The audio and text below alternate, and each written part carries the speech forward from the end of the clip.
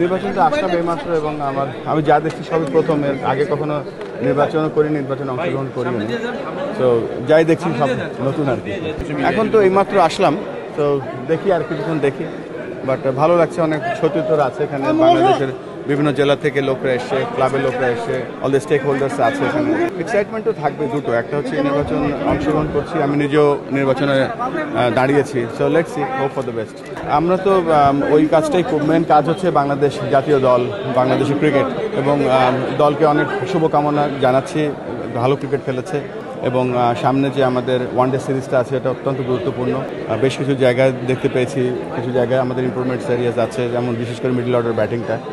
But টিমটা যেই cricket খেলছে গত 2 মাস ধরে, ভেরি এক্সাইটিং ক্রিকেট এবং আমরা এই দলটা নিয়ে অনেক আশাবাদী।